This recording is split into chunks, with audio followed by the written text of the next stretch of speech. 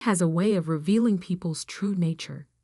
In my family's case, it took exactly $47 million to show me who my parents really were. My name is Sophia Barrett, and until this morning, I was the family disappointment. The daughter who chose humanitarian work over the family business. The failure who spent her inheritance on building schools in developing countries instead of investing in luxury real estate, like my perfect younger brother, James. The massive oak doors of Harrison and Associates law firm felt heavier than usual as I walked into the conference room for what my parents had called an emergency family meeting. The message had been clear: attendance mandatory, no excuses. I knew what this was about. Grandpa Walter had passed away 3 weeks ago, leaving behind a business empire worth nearly $50 million. The Barrett Construction Company had been his life's work, built from nothing into one of the largest development firms on the East Coast. My parents, dressed in matching black, as if still in mourning, though I'd never seen them shed a real tear for Grandpa, sat at the head of the conference table. James lounged in an expensive suit, scrolling through his phone with affected boredom. "You're late," Mom said sharply, though I was 5 minutes early. "Traffic," I replied simply, taking my seat. Mr. Harrison, Grandpa's personal lawyer for 30 years, sat quietly at the other end of the table, a thick folder in front of him. Something in his expression made me pause. Was that a hint of satisfaction in his eyes? "Let's get this over with," Dad began, straightening his tie. "We all know why we're here. Dad's estate needs to be properly distributed to ensure the company's future success." James finally looked up from his phone. "Shouldn't take long. The company shares go to me, obviously. I'm the only one who's shown any business sense." I thought about the 3 failed ventures he'd launched with Grandpa's money, each one more disastrous than the last. But saying that would only start another argument about my own choices. "Exactly," Mom agreed, patting James's hand. "We need someone who understands the value of money, not someone who throws it away on charity." She spat the last word like it was poison. The memory of our last family dinner flooded back. I'd just returned from opening our 10th school in Rwanda, excited to share the photos of smiling children with their first books. Mom had walked out of the room. Dad had called it a waste of good money. "Which brings us to the point of this meeting," Dad continued. "Your grandfather's estate needs to go to someone who will preserve his legacy, someone who understands business." I sat quietly, wondering what Grandpa would think of this conversation. He'd never said much about my humanitarian work, but I remembered the small smile he'd get whenever I showed him pictures of our projects. "Failures don't deserve inheritance," Dad declared, his voice firm. Mom nodded in agreement, her perfectly manicured nails drumming on the table. Mr. Harrison cleared his throat. For the first time, I noticed he was holding back a smile. "Actually," he said, opening the folder, "the trust fund is in your daughter's name." The silence that followed was absolute. James's phone slipped from his hands, clattering on the expensive mahogany table. "That's impossible," Dad spluttered. "There must be some mistake." "No mistake," Mr. Harrison replied, pulling out a document. "Walter Barrett amended his will 6 months ago.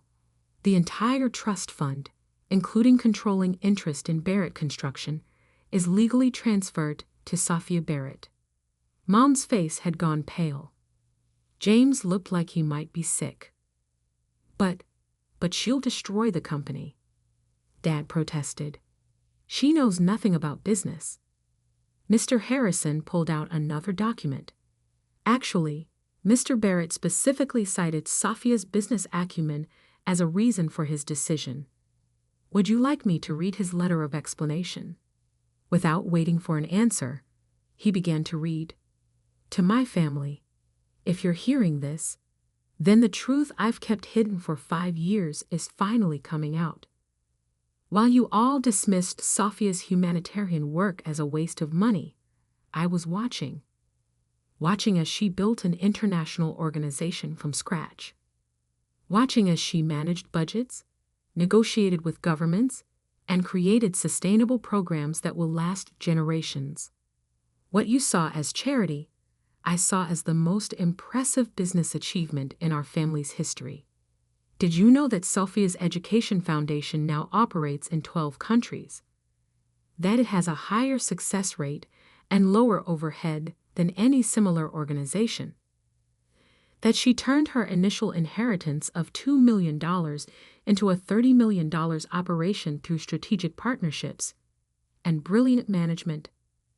No, you didn't know, because you were too busy counting James's real estate failures and calling them learning experiences to notice real success. So yes, I'm leaving everything to my granddaughter. Not because she needs it. She's already proved she can build something meaningful on her own. I'm leaving it to her because she's the only one who understands what I built this company for. It was never about the money. It was about building something that makes the world better.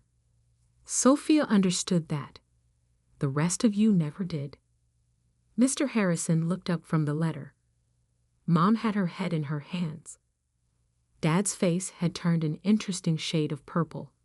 James was frantically texting, probably to his broker, trying to salvage his latest failing investment. But I sat there, remembering the last time I'd seen Grandpa. He'd visited one of our schools in Ethiopia, watching as children learned to read in a building that bore the Barrett name. Good business, he'd said quietly, builds more than just profits. I hadn't understood then, but I did now. Mr. Harrison pulled out more documents, transfer papers, board appointments, legal authorizations. But I was barely listening. I was thinking about the Barrett Construction Company's vast resources, its international connections, its potential to do more than just build luxury condos. I was thinking about schools, hospitals, sustainable housing projects. I was thinking about good business. And for the first time in years, I smiled at a family meeting. The next morning, I arrived at Barrett Construction's headquarters before sunrise. The security guard did a double take as I used Grandpa's old key card, now mine, to access the executive elevator. "Welcome, Ms. Barrett," he stammered, clearly having received the memo about the company's new owner. Grandpa's office, my office now, was exactly as he left it. Floor-to-ceiling windows overlooked the city he'd helped build. Awards and photographs lined the walls, telling the story of Barrett Construction's 50-year history. But there was one photo that caught my eye. Hidden behind the more prominent displays was a small frame showing a much younger Grandpa standing in front of a modest schoolhouse. The inscription read, "First Barrett Community Project, 1973. My phone buzzed.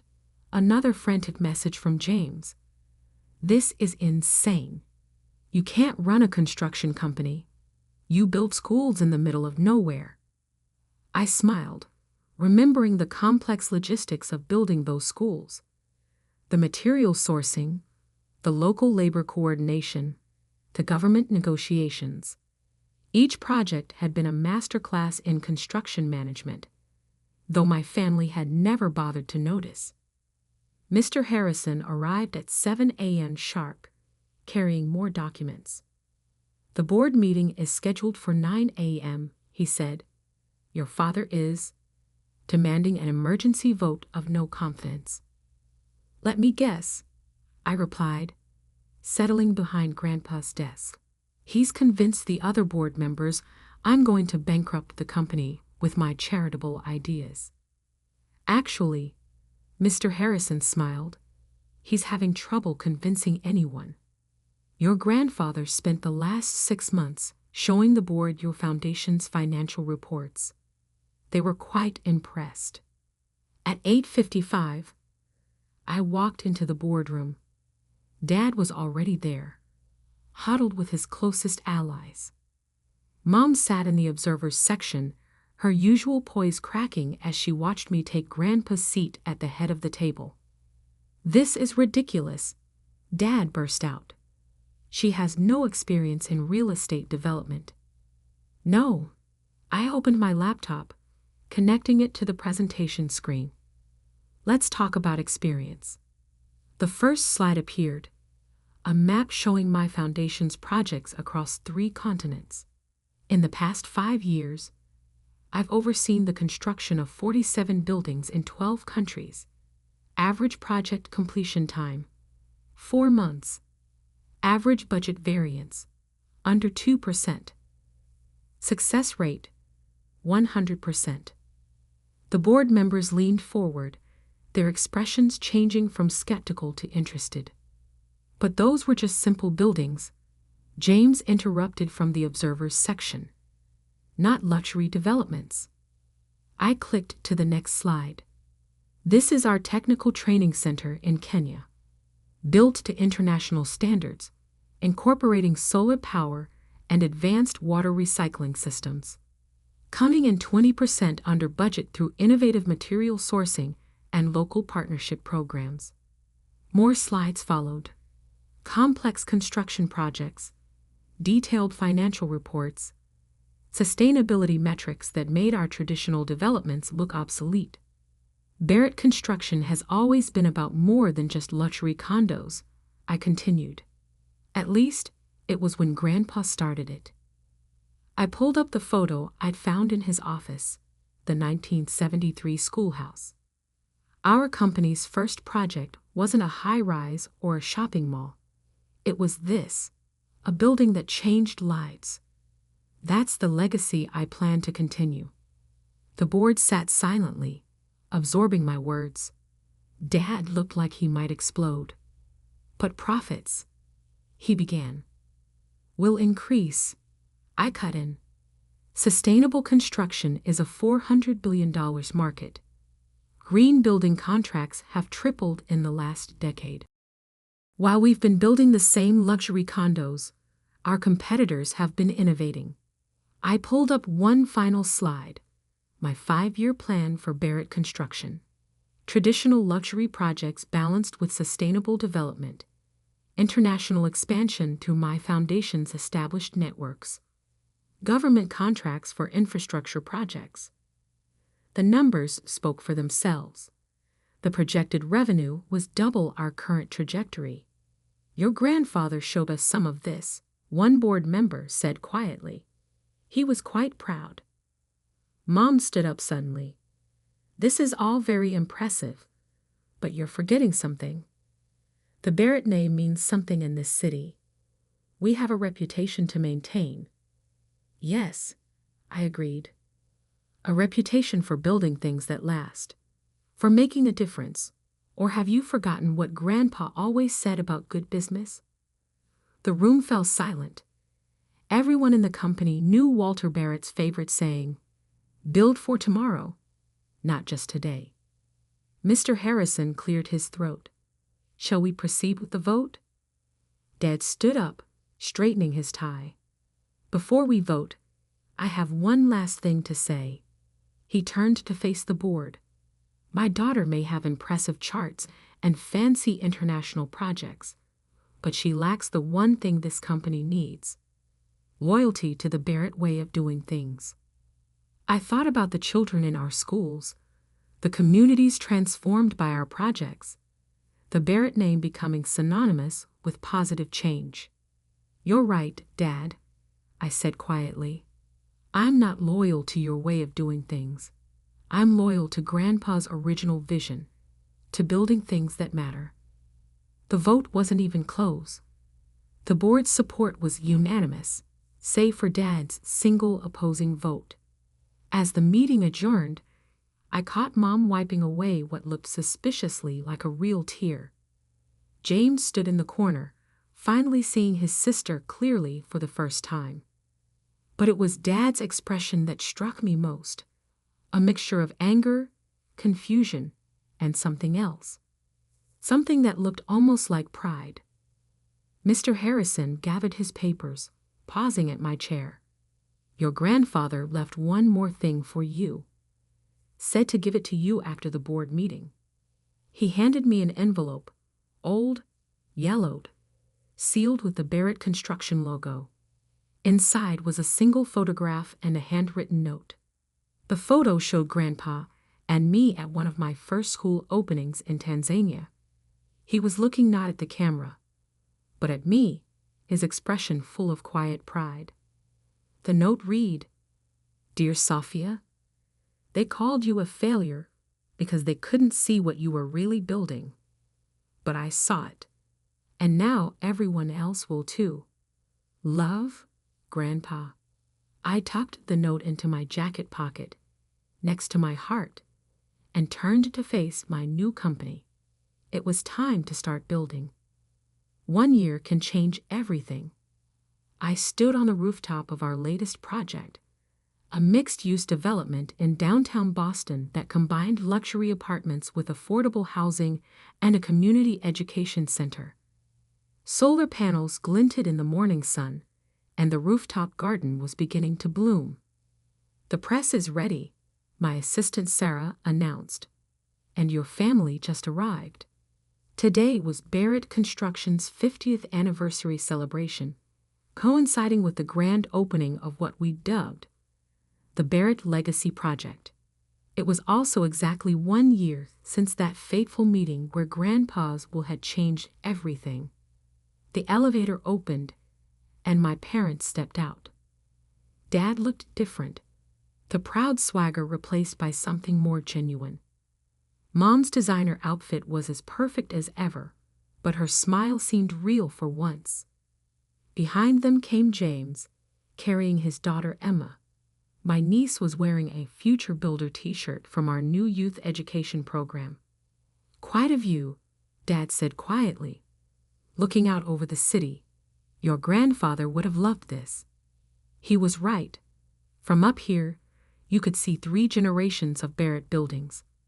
The old office towers Grandpa had built, Dad's luxury condos, and now my vision of what construction could be: sustainable, inclusive, purposeful. The past year hadn't been easy. Dad had fought me at first, trying to undermine my authority with old business partners. Mom had made tearful appeals about preserving the family's reputation. James had threatened to sue, convinced I would destroy his inheritance. But then something unexpected happened. Results. Our first quarter under my leadership showed a 40% increase in profits, driven by government contracts for sustainable infrastructure projects. My international connections brought in partnerships that opened new markets. The Barrett name became associated with innovation, not just luxury. Ms. Barrett, Sarah appeared again. They're ready for the ceremony. I followed my family down to the plaza where hundreds of people had gathered. Employees, investors, community members, and a group of children from our education program, all here to celebrate what Barrett Construction had become. As I took the podium, I saw familiar faces in the crowd. The project manager who doubted me at first, but now led our sustainable building division. The local politicians who had opposed our mixed-income housing plan until they saw the results. The international partners who'd helped us expand into green construction markets across 3 continents. 50 years ago, my grandfather built his first project, a simple schoolhouse that changed lives.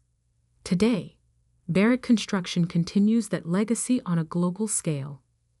I gestured to the building behind me.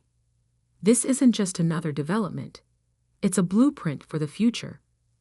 Luxury apartments that subsidize affordable housing, a community center that offers technical training, solar power that reduces costs for all residents.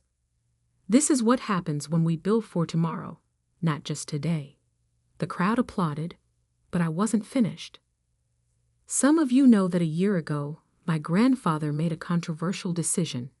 He left his company to someone many considered a failure.